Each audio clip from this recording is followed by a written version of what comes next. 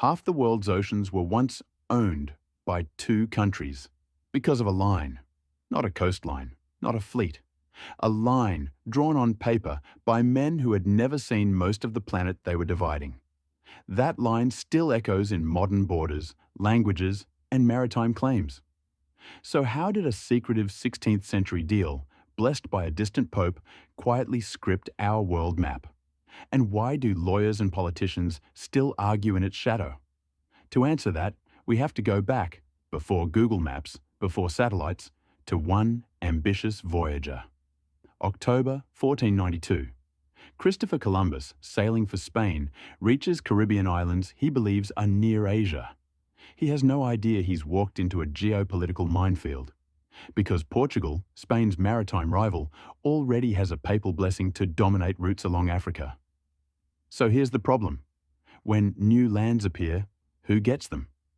The first to plant a flag? The first to ask the Pope? Or the one with the bigger navy? The answer became a treaty so arrogant it claimed authority over oceans no European had even crossed. Enter Pope Alexander VI, Rodrigo Borgia, political operator, not oceanographer. In 1493, fresh from news of Columbus's voyage, he issues bulls granting Spain rights over newly discovered lands west of a vague line in the Atlantic. Portugal is furious. They've spent decades edging down Africa's coast, building trade, planting forts. Now, a Spanish-leaning pope seems to hand the future to their rivals. But that wasn't the only problem. The bulls are ambiguous, cartography is crude, and nobody agrees exactly where this invisible frontier lies. So the two crowns decide they'll fix the world with a pen. June 1494. In the quiet Castilian town of Tordesillas, Spanish and Portuguese negotiators gather. No cameras, no global summit, just candles, ink, and a wildly incomplete picture of the planet. Their task, redraw the invisible papal line to satisfy both kings. They agree on a meridian 370 leagues west of the Cape Verde Islands. Everything west, Spain's to explore and claim.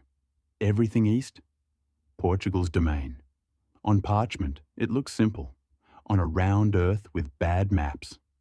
It's a legal time bomb. Because here's the twist. They're not just dividing land. They're dividing seas. The Treaty of Tordesillas, signed June 7, 1494, never mentions the word ocean. But its logic assumes that seas, like continents, can be granted as exclusive hunting grounds. In practice, it's a division of water as much as land. The Atlantic is sliced into two spheres of influence, and by extension, so is everything beyond it. But then comes the awkward question. If you draw a line on one side of the world, where does it reappear on the other? That problem would haunt explorers and quietly hand Portugal an enormous hidden advantage. While Spain pushes west, Portugal doubles down on the east. In 1498, Vasco da Gama rounds the Cape of Good Hope and reaches India, securing a sea route that bypasses Muslim and Venetian middlemen. Portugal treats the Indian Ocean not as open water, but as a controlled highway. Forts at Goa, Malacca, and Hormuz, fleets enforcing a Cartaz system, mandatory passes for merchants. Their logic is pure Tordesillas. This half of the world's trade routes are ours. But something unexpected is about to happen on the Spanish side of the line, in Brazil. In April 1500, Pedro Alvares Cabral, sailing under the Portuguese flag, drifts far west across the Atlantic and sights land, Brazil. Officially, this is a discovery. Geographically, it's a jackpot, because on many contemporary maps, part of Brazil lies east of that Tordesillas meridian, which means it's Portugal's, not Spain's. Whether by accident or informed speculation, Portugal now owns a vast foothold in the Americas. The treaty's abstract line turns into a solid coastline, shaping language, culture, and borders. But the real trouble surfaces when Europeans reach the world's largest ocean. In 1519, Ferdinand Magellan, sailing for Spain, attempts the first circumnavigation. He wants to reach Asia by going west, Spain's half of the globe, thanks to Tordesillas. After a brutal passage through the strait that now bears his name, his fleet enters a vast, surprisingly calm ocean he calls the Mar Pacifico, the Pacific. But here's the headache. Where exactly does Spain's side end and Portugal's begin on this new sea? The treaty never defined a corresponding line on the far side of the world. That ambiguity would launch another round of behind-closed-doors cartographic warfare. Spanish cosmographers scramble. If Tordesillas gives them the west, do the fabled Spice Islands, Maluku, in today's Indonesia, fall on their side or Portugal's? The answer depends on calculations nobody can agree on. The Earth's exact circumference, the true position of longitudes, even the shape of continents. Competing maps show the same islands drifting from Spanish to Portuguese control. This isn't just academic. Nutmeg and cloves from those islands are literally worth their weight in gold. So the two empires do what they do best. They negotiate another secretive treaty to settle who owns what they barely understand. In 1529, at Zaragoza, Spain and Portugal hammer out a kind of anti-Tordesillas, a second line, this time in the Eastern Hemisphere. For a hefty payment, Spain effectively concedes the Spice Islands to Portugal. Now, between Tordesillas and Zaragoza, the planet is boxed in by two meridians, carving Earth into Portuguese and Spanish hemispheres. They've put price tags on oceans, turning whole basins into near monopolies. But here's the irony. Just as Iberian powers claim the world, other European states are sharpening a different weapon, an idea that will eventually shatter these paper empires. The Dutch and English have no interest in honouring a treaty they never signed. In the early 1600s, their ships attacked Portuguese convoys and muscle into Asian trade. To justify this, Dutch jurist Hugo Grotius writes Mare Liberum in 1609, the free sea. His argument? No nation can own the ocean. It's too vast, too fluid. Iberian ownership, rooted in papal bulls and Tordesillas, is legally absurd. Yet, Portugal and Spain had already reshaped realities, ports, colonies, language zones, based on that fiction. And that fiction would outlive their naval dominance. Spain and Portugal eventually decline, but their lines don't disappear. They fossilize into borders. Brazil's bulging Atlantic coastline, directly tied to Tordesillas-era claims. The Lusophone world, Brazil, Angola, Mozambique, East Timor, traces back to those early Portuguese rights over routes and coasts. Spanish predominance across most of the Americas reflects its western share of the globe. Even when later treaties redraw boundaries, they do so on a canvas laid down in the 16th century. But the most surprising survival of Tordesillas isn't on land. It's written into how we think about the seas today. Modern international law, especially the 1982 UN Convention on the Law of the Sea, loudly rejects the idea that any country owns the high seas. Beyond territorial waters, oceans are a global commons. But watch what happens along coastlines. States now claim exclusive economic zones, up to 200 nautical miles from shore, granting special rights over fishing, seabed minerals, and energy. Sound familiar? It's Tordesillas without the Pope, invisible lines projecting outward, carving the ocean into national slices. And when zones overlap, negotiations and disputes eerily echo those 16th century arguments over phantom meridians. From the South China Sea to the Arctic, states draw lines over fish, oil, gas, and shipping routes. Officially, nobody cites the Treaty of Tordesillas.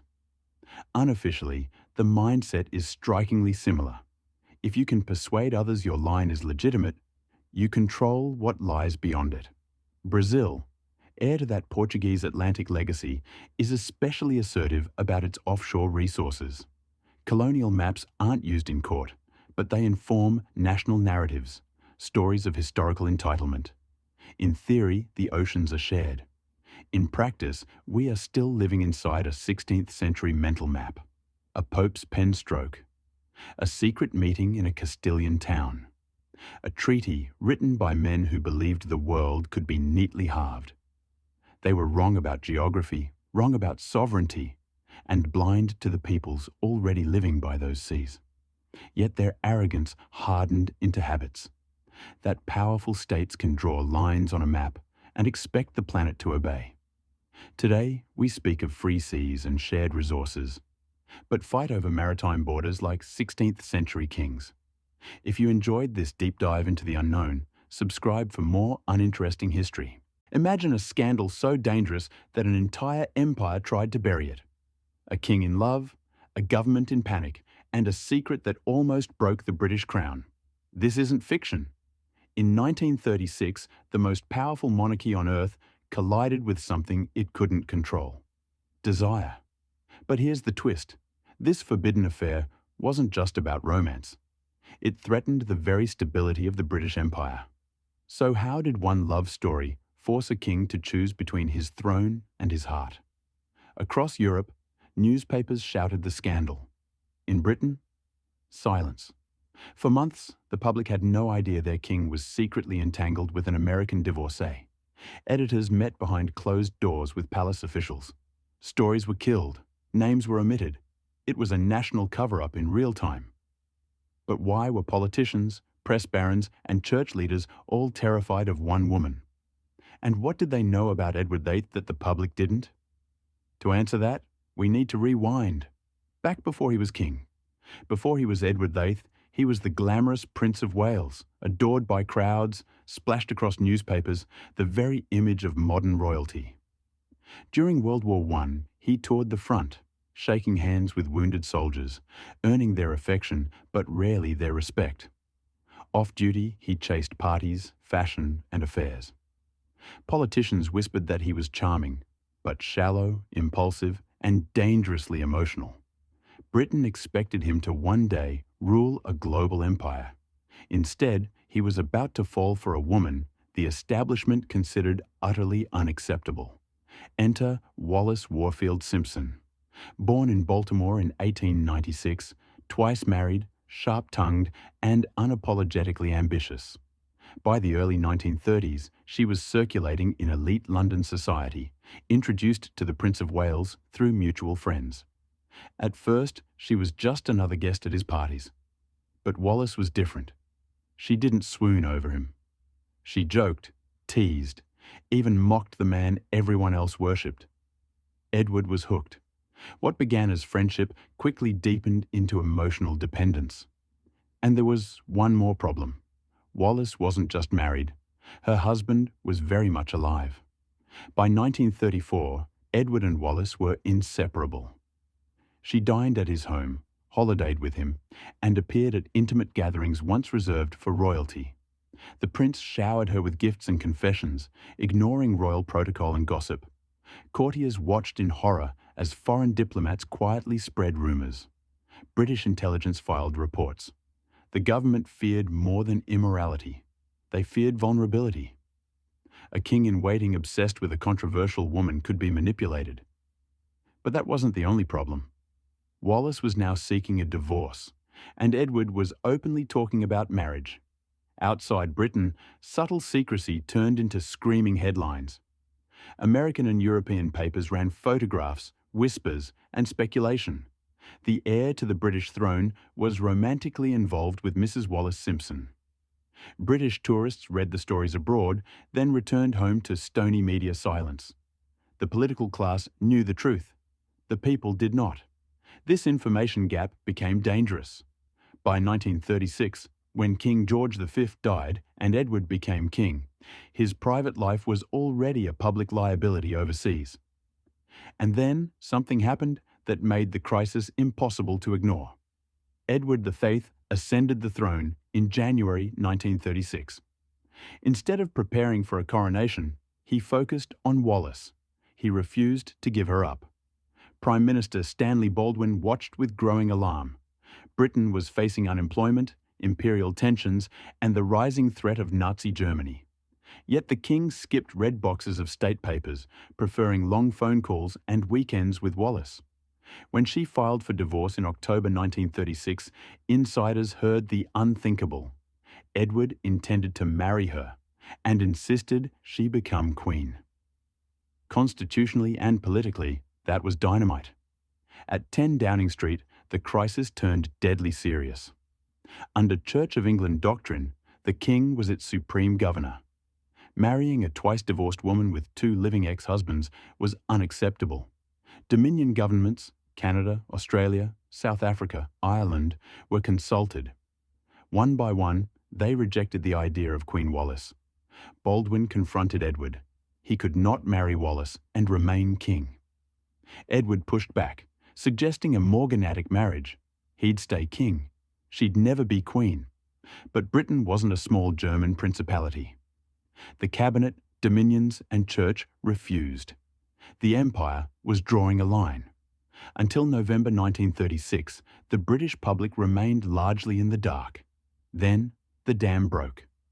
On November 2nd, a speech by a bishop hinted at royal moral issues. Foreign reports became impossible to ignore. Finally, British newspapers printed the story. The King and Mrs. Simpson. The illusion shattered overnight. Some were scandalized.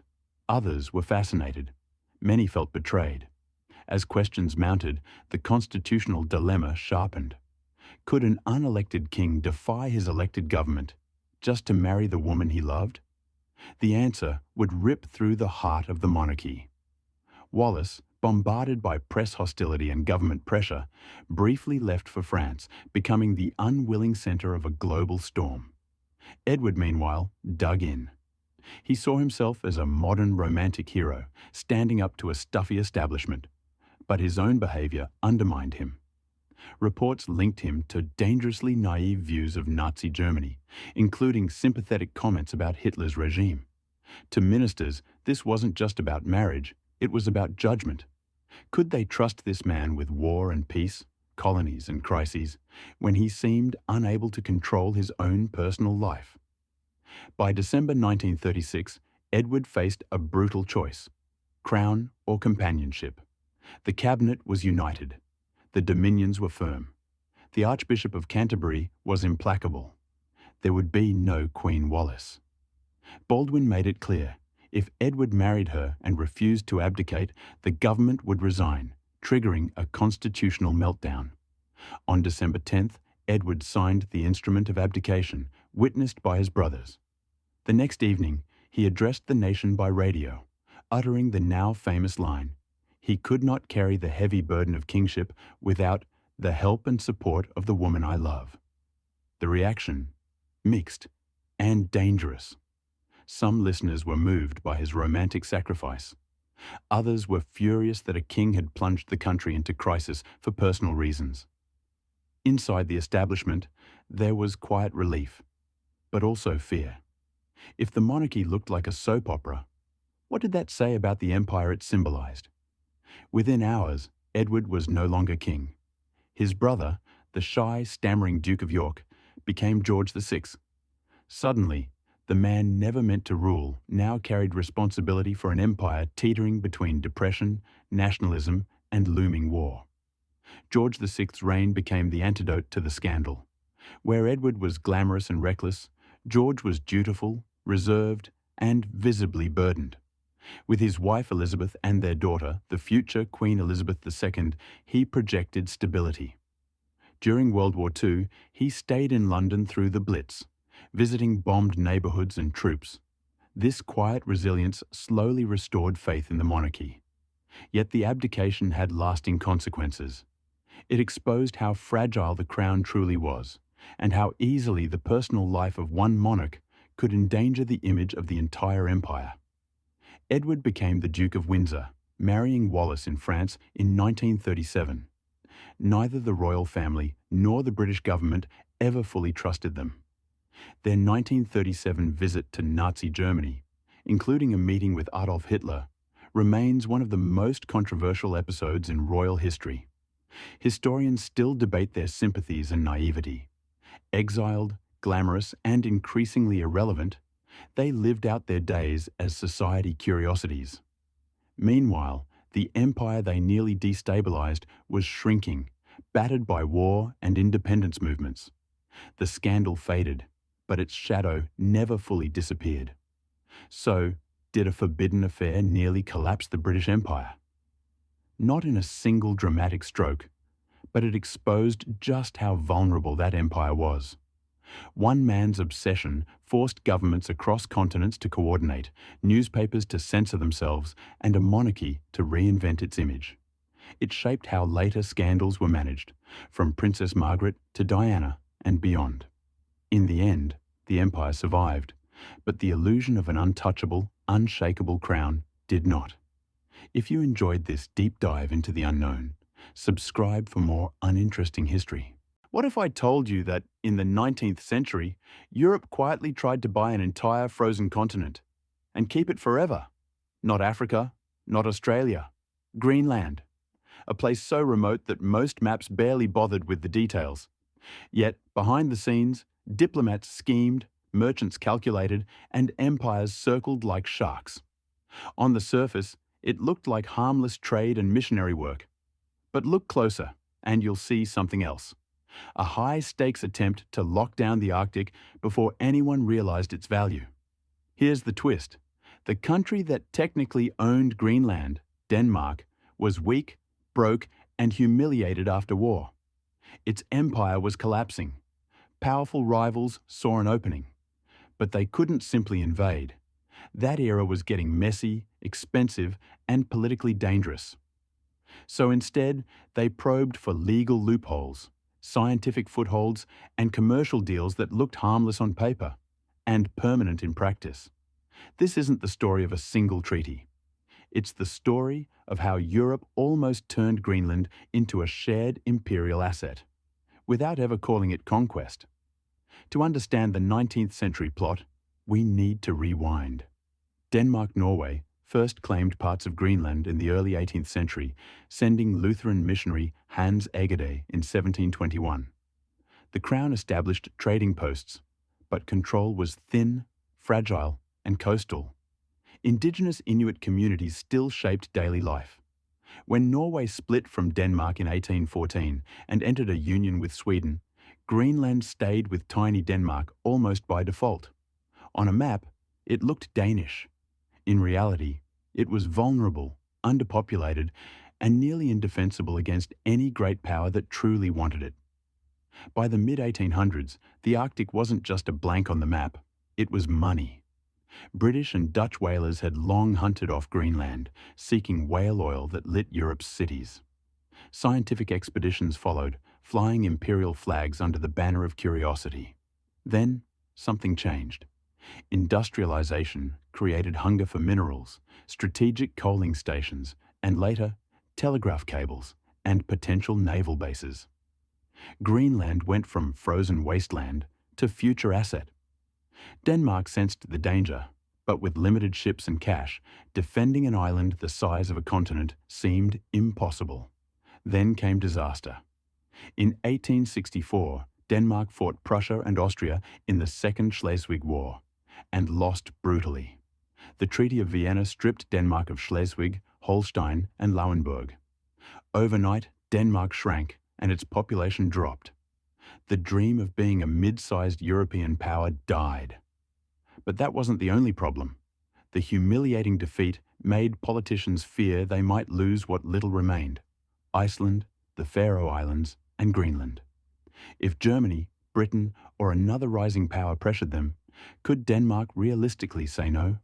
Enter a new player, the German Empire, proclaimed in 1871 after Prussia's victory over France. Chancellor Otto von Bismarck wasn't initially obsessed with overseas colonies, but nationalist pressure grew. German explorers eyed Africa, the Pacific, and the polar regions. German scientists participated in the first International Polar Year in 1882-1883, launching Arctic research stations. Officially, these were neutral, scientific efforts. Unofficially, they showed Berlin something crucial. Denmark's grip on Greenland was more a legal fiction than a visible, permanent presence, especially in the vast East. Germany wasn't alone. The British Royal Navy had long cruised the Arctic, mapping coasts, searching for the Northwest Passage, and rescuing doomed expeditions like Franklin's. British entrepreneurs ran Arctic fisheries, eyed harbours, and proposed coaling stations oases for steamships. Yet London hesitated to challenge Denmark directly. Why start a crisis over ice when India and Africa demanded attention? So Britain quietly tested another tactic: negotiate telegraph rights, shipping privileges, and scientific stations that would give it a quasi-permanent role. Without the messy headline, "Britain annexes Greenland." Meanwhile, a smaller but determined rival watched: Norway. After 1814, Norway lived in a union with Sweden, but Norwegian nationalists dreamed of a maritime future: fishing, polar exploration, and sealing. Norwegian hunters and trappers quietly used East Greenland's remote shores as seasonal bases during the late 19th century. To them, it felt like no man's land. Denmark rarely appeared. This set up a dangerous idea. If Danes barely visited half the island, did they really own it? The question wouldn't explode until the early 20th century. But its fuse was lit now. So how do you buy a continent without calling it a purchase? Through treaties, monopolies, and silence. Denmark tried to secure international recognition of its claims, quietly using older documents and vague precedents. Major powers, focused on Africa's 1884-85 Berlin Conference, usually nodded and moved on. But each whaling license, each agreement about meteorological stations, each telegraph negotiation was a brick in a legal wall. Denying Denmark later would look like overturning formal understandings. The continent wasn't for sale, but everyone behaved as if it might be someday. Denmark's secret weapon wasn't its navy. It was paperwork and patience. The Crown granted trading monopolies through the Royal Greenland Trade Department, controlling who could operate in Greenlandic waters. Danish missionaries expanded schools and churches along the west coast, emphasizing a civilizing mission. It wasn't benevolent. Inuit lives were tightly managed, but it created evidence of administration. But that wasn't the only tactic. Copenhagen encouraged foreign scientists and explorers to cooperate under Danish auspices, subtly making outsiders acknowledge, "We are guests here. This is Danish territory." Behind closed doors, some European voices floated bolder schemes. What if a consortium, backed by private capital from Britain, Germany, or even France, leased huge sections of Greenland? Long-term leases, mineral concessions, and exclusive rights would, in practice, create private micro-empires. Denmark would keep the flag, others would control the resources. It was the same playbook used in China's treaty ports and parts of the Ottoman Empire. These ideas remained mostly proposals, letters, and quiet discussions. But they show how many elites saw Greenland, not as a nation, but as a negotiable asset. Lost in these calculations were the people who actually lived there. Inuit communities had navigated Greenland's coasts for centuries, long before European claims. To them, sovereignty debates in Copenhagen, London, or Berlin were distant abstractions. What mattered were hunting grounds, trade goods, disease, and missionary pressure.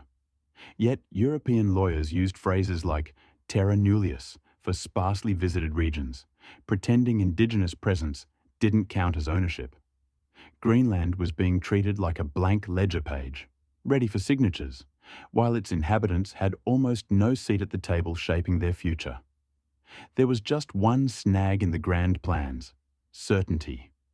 In the 19th century, no one really knew how much Greenland was worth.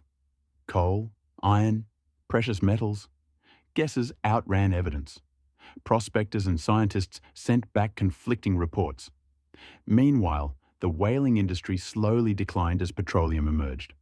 The economic case for a full-scale takeover never quite solidified. So, instead of bold annexations, Europe opted for incremental control. Meteorological stations, rescue depots, hunting cabins, and survey missions, each one a possible stepping stone toward future, more decisive claims if value emerged. Then, something unexpected happened. Time ran out on ambiguity. In the early 20th century, especially during the 1920s and early 1930s, Norway openly challenged Denmark's control by occupying part of East Greenland. This triggered the famous legal status of Eastern Greenland case at the Permanent Court of International Justice. In 1933, the court sided with Denmark, affirming its sovereignty over the whole island. That ruling didn't come from nowhere.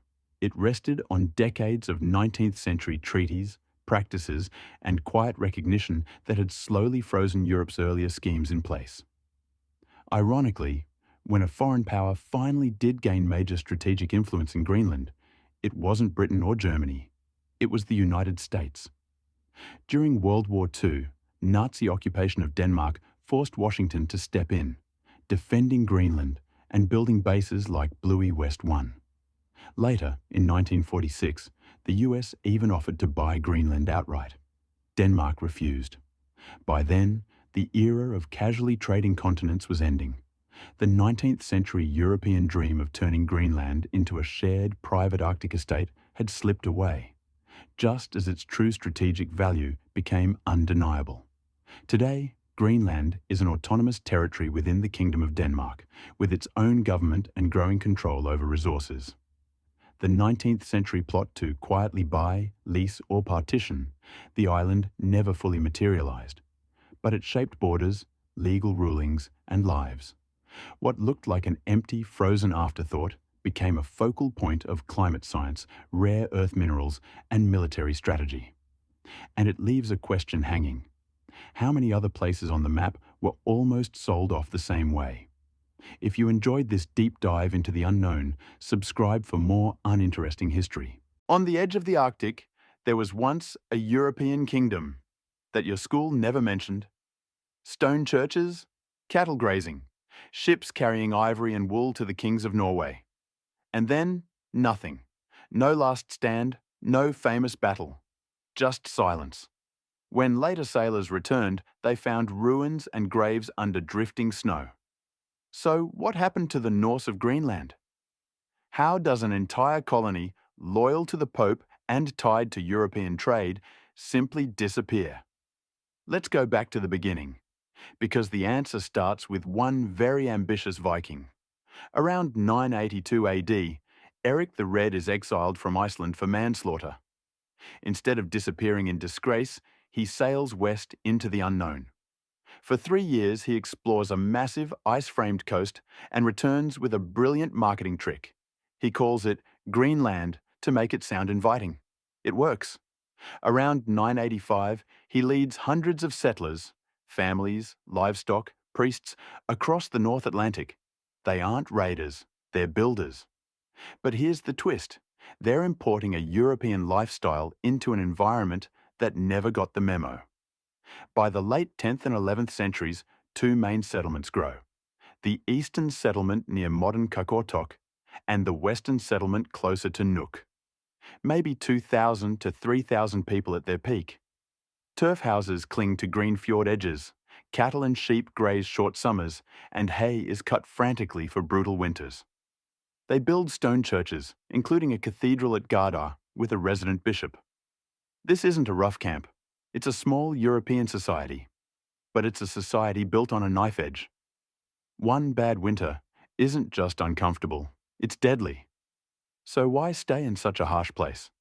Because Greenland had something Europe wanted: walrus ivory. In a world before mass African elephant ivory, walrus tusks were luxury goods. Carved into religious objects, chess sets like the famous Lewis chessmen, and royal ornaments. Greenland also exported hides, rope, and falcons. In return, ships from Norway carried timber, iron, tools, cloth, even wine. For centuries, this fragile trade lifeline kept the colony afloat. But that wasn't the only pressure shaping their world.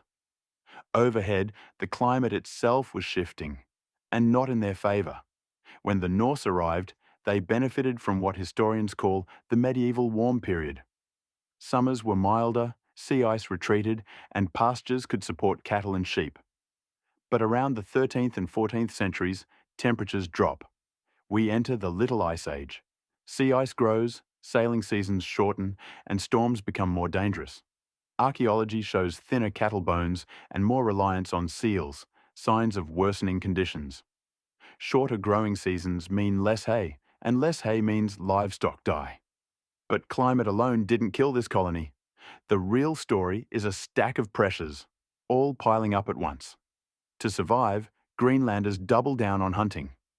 They travel farther north in dangerous waters, chasing walrus and seals among shifting ice. At sites like Sandnes, archaeologists find more seal and caribou bones in later layers, fewer cattle. It's adaptation, but a desperate one. Meanwhile, Europe is changing. After the 1200s, elephant ivory becomes more available, undercutting walrus tusk prices. The Black Death devastates Norway in the mid-14th century, reducing shipping and royal interest in distant colonies. So Greenland's main export loses value and its main trade partner collapses. Still, the settlers hang on. For a while. Here's where another mystery enters. The Inuit. The Norse called them Skraelings. The Thule culture, ancestors of modern Inuit, spread into northern Greenland around the 13th century, perfectly adapted to the Arctic with kayaks, dog sleds, and advanced seal hunting. Did they clash with the Norse? Maybe, sometimes. But evidence suggests limited contact, some trade, perhaps some tension. Norse sites contain Inuit-style artifacts, and Inuit stories may echo memories of these pale strangers. Yet there's no clear sign of a genocidal war. If not conquest, then what? The colony seems to wither from within. The last written trace from Norse Greenland is strangely ordinary. In 1408, at Valsey Church, a wedding is performed between Thorstein Olafsson and Sigrid Björnsdottir. The marriage is later recorded in Icelandic documents, proving that around 1400, the eastern settlement still functioned. Priests, law, ritual, community life. Then the written record goes dark. No follow-up, no plea for help, nothing. By the early 1400s, the western settlement is already gone, described as abandoned when visited from the east. So how do we know what happened after the ink runs out? The answers come from the ground. At farms and churches like Brattahlid and Gardar, archaeologists uncover bones, pollen, and building remains. Isotope analysis of human bones shows diets shifting heavily toward marine foods, especially seals, in later centuries. Graveyards reveal signs of chronic malnutrition and physical stress. Pollen records show grazing damage and soil erosion. All this points to a society under increasing strain. Yet we don't find burned churches or mass slaughter. Instead, we see thinning populations and abandoned buildings. It looks less like sudden catastrophe and more like a slow unraveling. Imagine winter in a Greenlandic turf house during the colony's last century. The walls sweat and freeze. Smoke stings your eyes. Outside, storms rage. Sea ice blocks travel. Inside, there's less butter, less meat, thinner cheese rations. Some livestock were likely slaughtered earlier each year to save hay. The elite, chieftains and clergy may have struggled to maintain prestige when imported goods dwindled. Social tensions, disease, and simple exhaustion could follow. People aren't just bodies in a harsh climate, they're minds under constant pressure. At some point, staying may have felt worse than leaving, if leaving was even possible. Then comes another blow. Isolation. After 1261, Greenland falls under the Norwegian crown, but the monarchy's resources are limited. Royal trade monopolies and the devastation of the Black Death mean fewer ships sail west. Sea ice increases, storms intensify, and captains become more cautious. A colony that once sent bishops to European councils and paid tithes to Rome becomes a ghost on the edge of maps. When contact is rare, small disasters become fatal. Lose a ship with key supplies, and there is no backup. The North Atlantic is turning from a highway into a wall. So how did it end? The most widely accepted view. There was no single dramatic finale. Over the 14th and 15th centuries, people died of hunger, disease, accidents. Young survivors looked at shrinking herds, failing crops, and uncertain seas, and chose to leave, if they still had boats and the skill. Some might have sailed back to Iceland or Norway and simply blended in, their Greenland years becoming a family story. Others may have drifted further north or perished at sea. And some might not have left at all, but adapted in a different way. Could some Norse have joined Inuit communities? We don't have smoking gun evidence, but some clues are suggestive.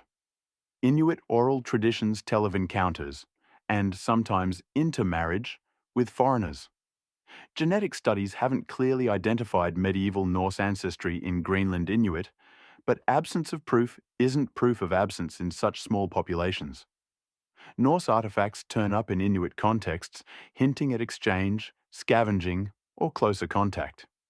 If a few desperate families adopted Inuit technologies and lifeways, they would vanish from European records, but not from Greenland. The end of Norse Greenland might be less disappearance and more transformation. By the time European powers return in force, the story is already over. In the early 1700s, Danish-Norwegian expeditions, including those linked to missionary Hans Egede, search for surviving Norse Christians. They find only Inuit communities and haunting ruins. Stone churches like Falsi still stand roofless against the wind. No medieval Europeans, no living memory of them. For Europe, the Norse of Greenland become a cautionary tale, a Christian colony lost beyond the frontier, swallowed by ice and silence. But the real lesson is more complicated than simple failure. Norse Greenland didn't just vanish, it was squeezed out by climate change, economic shifts, political neglect, and cultural rigidity. They clung to European farming ideals in a land better suited to Inuit-style adaptation. Their story is not just medieval trivia, it's a mirror. What happens when a society is slow to adapt to a changing environment and global market? When its lifelines fray and it keeps hoping things will go back to normal? If you enjoyed this deep dive into the unknown, subscribe for more uninteresting history. What if I told you that one of the most strategic places on Earth was once a throwaway detail in a colonial bargain? No dramatic invasion, no famous speech, just signatures on paper in 1917. While the world was at war, Denmark quietly agreed to a deal with the United States. Officially, it was about the tiny Danish West Indies in the Caribbean. But hidden in the fine print was Greenland, a land Denmark refused to sell, yet effectively priced for pennies. And that decision still haunts Greenland today. Here's the twist. In 1917, the United States paid Denmark $25 million in gold for the Danish West Indies, now the US Virgin Islands. That's the headline. But the same treaty also settled something else: America's growing interest in Greenland. Denmark insisted Greenland was theirs. Washington, eager to secure the Caribbean during World War I, agreed. On paper, Greenland wasn't sold. Yet in diplomatic reality, its value was quietly set, far below its future strategic worth. So, how did this frozen island become the center of a geopolitical tug-of-war? To understand that, we need to go back. Denmark-Norway claimed Greenland in the early 18th century, sending missionaries like Hans Egede in 1721. But control was fragile. Inuit communities had lived there for thousands of years, shaping their own world long before Europe arrived. For centuries, Greenland was remote, expensive, and economically disappointing. Trade monopolies, missionary stations, and whaling posts clung to the coast. Denmark saw it as a marginal colony, not a prize.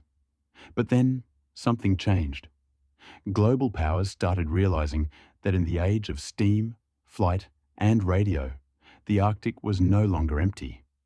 By the late 19th and early 20th centuries, explorers like Robert Peary and Knud Rasmussen turned Greenland into a symbol of national prestige. Meanwhile, the United States was thinking bigger. Monroe Doctrine thinking now extended toward the Arctic. Control of northern sea lanes, radio stations, and weather data suddenly mattered. But there was a complication. In 1814, after the Napoleonic Wars, Norway had been separated from Denmark, raising questions over who actually owned Greenland. Norway still claimed historical rights. Denmark needed international recognition.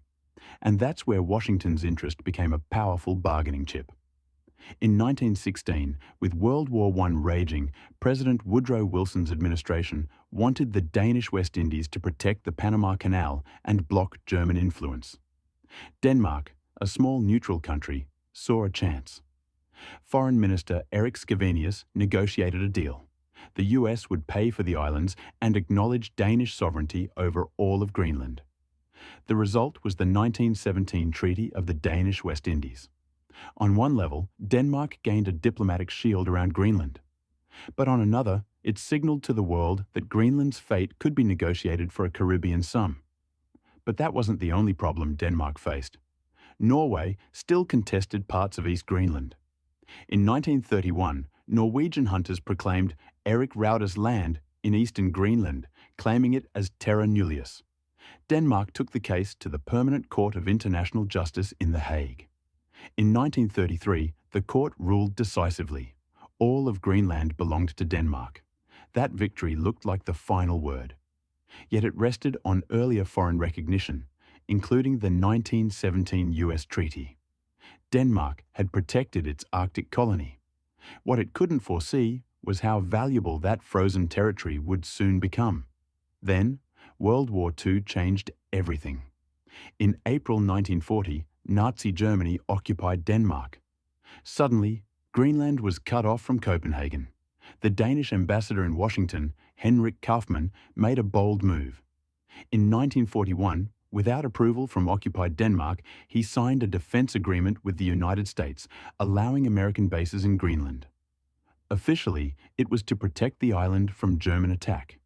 In reality, it turned Greenland into a forward platform for US power in the North Atlantic. The same island, once treated as a colonial afterthought, became an air and weather intelligence lifeline. After the war, the Cold War began, and Greenland's value skyrocketed again. In 1951, Denmark and the United States signed a new defense agreement. The crown jewel, Thule Air Base in northwest Greenland.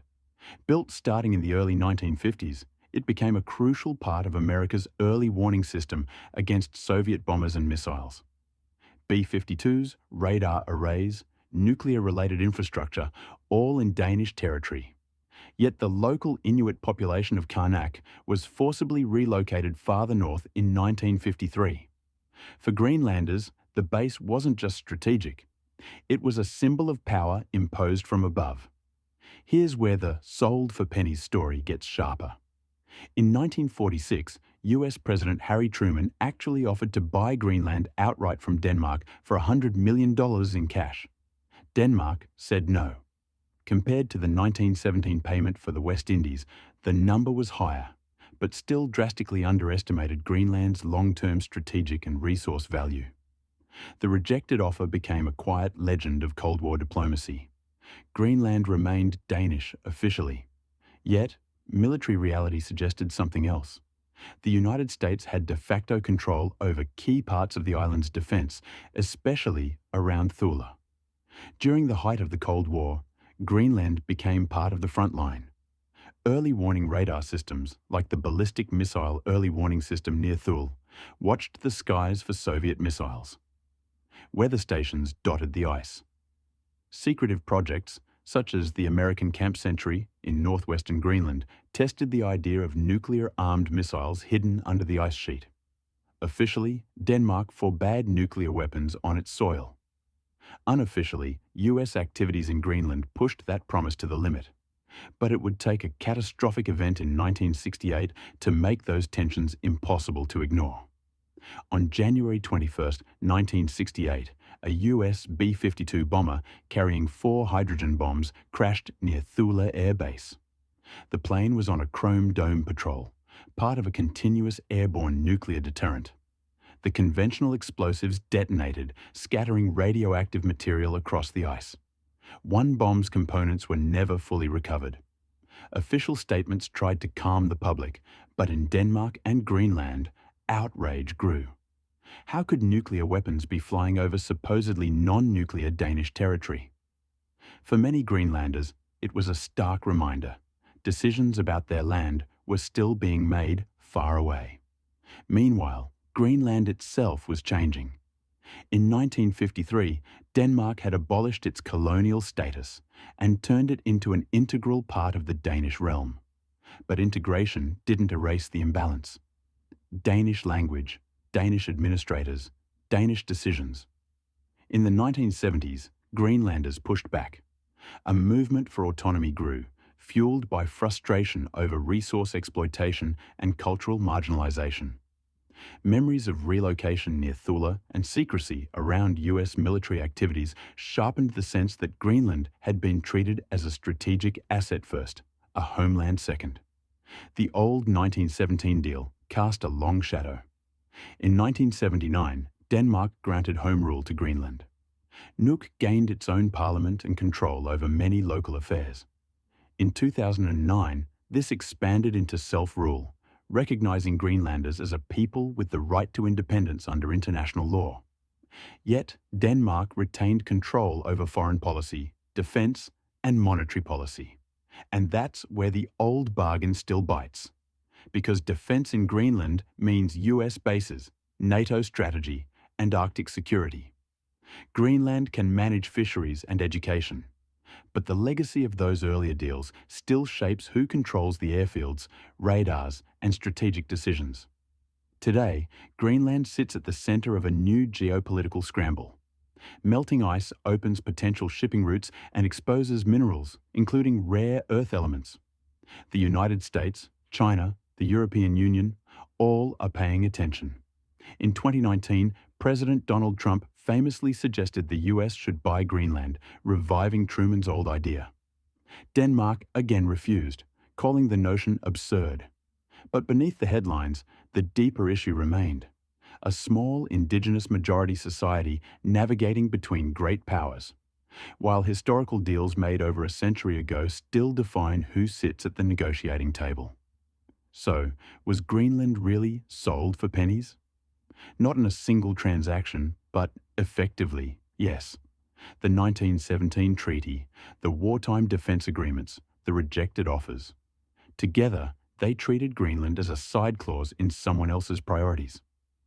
Denmark kept sovereignty, but traded recognition and access for relatively modest sums and strategic security. Greenlanders themselves had almost no say. Yet today, they are slowly reclaiming that voice. The forgotten colonial deal still haunts the Arctic, but it doesn't have to define its future. If you enjoyed this deep dive into the unknown, subscribe for more uninteresting history. Imagine a barren rock, less than half a square mile, no trees, no people, starting a war, not in the 1800s, in our lifetime, between two NATO allies, in the Arctic. Welcome to Hans Island, the island that tried to break the world. Officially, it's nothing. No oil confirmed, no town, no airport. Yet for decades, flags were planted, bottles of liquor exchanged, and warships quietly circled. Why? Because on this ice-blasted rock, an invisible line went missing, and with it, the certainty of where nations end. Here's the contradiction. Canada and Denmark are close allies, share NATO membership, and preach peaceful diplomacy. Yet for nearly 50 years, they quietly fought over a rock so remote, most maps ignore it. Each side claimed it. Neither would back down, and in the background, a new scramble for the Arctic was brewing. Melting ice, shipping lanes, untapped resources. A missing border suddenly mattered. But to understand how a forgotten island morphed into a geopolitical symbol, we have to rewind. Back to when European empires carved up the Arctic with guesswork and bravado. In the mid-1800s, the Arctic was a mystery blank on European maps. Britain, Denmark, and later Canada used expeditions to sketch coastlines and claim prestige. In 1850-51, British explorers led by Captain Erasmus Ommaney and others charted a small island in the Nares Strait between Greenland and Ellesmere Island. They named it Hans Island, likely after Hans Hendrik, a Greenlandic Inuit guide, but those early maps were rough. Coordinates were imprecise.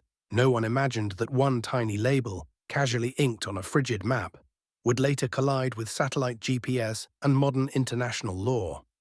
Denmark's grip on Greenland hardened in the early 20th century.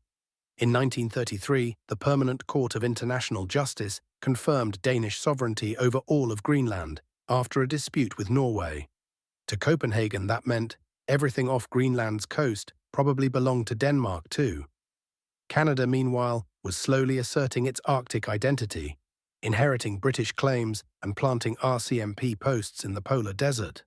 But here's the catch: nobody drew a precise maritime boundary between Greenland and Canada. For decades, it didn't matter. There was no oil rush, no container ships, and no GPS to expose the ambiguity. That changed in the 1970s. Offshore oil exploration and the emerging UN Convention on the Law of the Sea made seabed boundaries urgent. In 1973, Canada and Denmark negotiated a maritime border in the Nares Strait.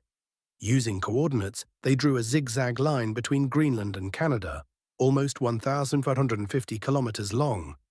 But at one key segment, the line suddenly jumped north, then south, skirting around one tiny spot: Hans Island.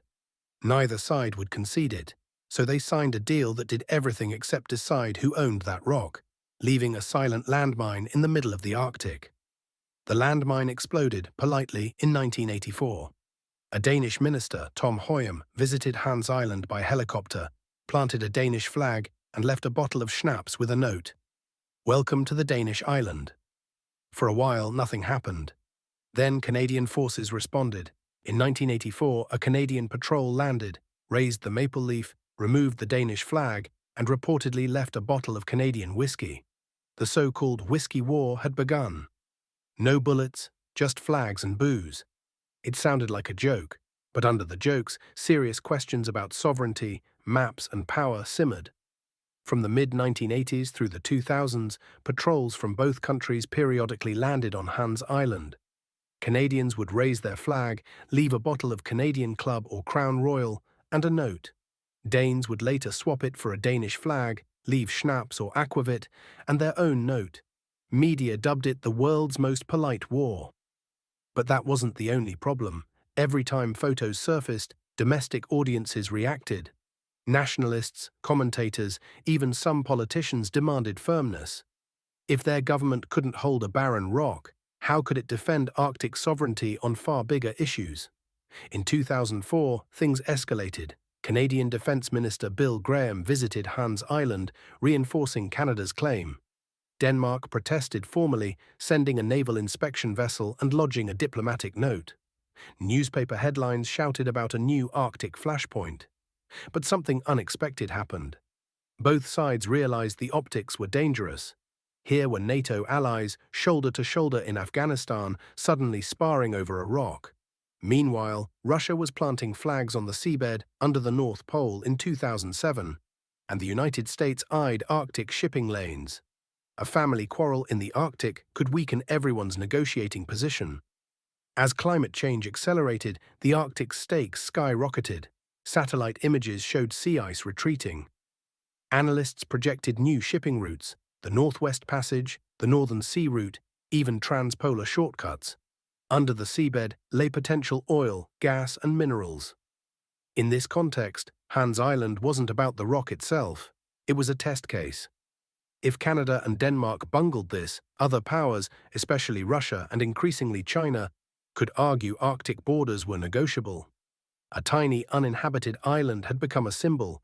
Either the Arctic would be governed by law and cooperation, or by unilateral muscle and brinkmanship. In 2007, a Russian mini-sub planted a titanium flag on the seabed at the North Pole, part science mission, part geopolitical theater. Western media called it a new Cold War beneath the ice. NATO exercises in the Arctic grew larger. US, Canadian, Danish, and Norwegian militaries trained in extreme cold. Against this backdrop, Hans Island looked less like a joke and more like a potential spark. If allies couldn't calmly solve a playground-sized dispute, what message would that send to rivals ready to test boundaries from the Baltic Sea to the Bering Strait? So behind the scenes, diplomacy got serious. In 2005, Canada and Denmark set up a joint working group to address the dispute. They agreed on a basic principle: no military confrontation, no escalation. Over the next decade, technical experts reviewed historical maps, satellite images, and legal precedents. They considered options. One country owns it, shared ownership, or even cutting the island in half. It sounds absurd, but international law allows land boundaries across small features. While the public focused on dramatic flag photos, quiet cartographers and lawyers were slowly diffusing the problem. The breakthrough came with a simple, almost childlike idea: share the rock. On June 14, 2022, after years of quiet talks, Canada and Denmark signed an agreement in Ottawa. They drew a land border straight across Hans Island, creating the first land boundary between Canada and the Kingdom of Denmark. Each side got roughly half. No winner, no loser, just a line. The Whiskey War ended with a toast, not a shot. But the symbolism was powerful, a message that even in a tense Arctic, borders could be resolved by pens, not provocation. Reactions were surprisingly emotional. In Canada, commentators called it a model for Arctic diplomacy. In Denmark and Greenland, leaders framed it as a win for cooperation and for Greenland's growing voice in foreign affairs. The agreement explicitly mentioned Inuit and Greenlandic perspectives, acknowledging traditional use of surrounding waters. Beyond symbolism, it settled a legal loose end that could have been exploited later. While the world watched hotter conflicts elsewhere, two countries quietly proved something radical: that you can de-escalate, share, and move on. But Hans Island's story doesn't end with a signature. Hans Island is now a case study in international relations courses. It raises unsettling questions. If allies nearly stumbled over a useless rock, what happens when the stakes involve proven oil fields, strategic straits, or fiber optic cables? As Arctic ice retreats, the region could host everything from trans-Arctic internet lines to competing naval patrols. Canada and Denmark turned a potential embarrassment into a diplomatic success. But elsewhere, between Russia and Norway, the US and Russia, or over the Northern Sea route, the same playbook may not be followed. The new Cold War may be colder and wetter. Hans Island never had a town, a mine, or a military base. Yet for decades, it was a pressure point where cartography, climate change, nationalism, and alliance politics collided. A rock that almost became a rupture. Its peaceful resolution is both reassuring and fragile, a reminder that borders are stories we agree on, until we don't. As rivals eye the opening Arctic, the question lingers: will the future look more like the Whiskey War, or something far darker? If you enjoyed this deep dive into the unknown, subscribe for more uninteresting history.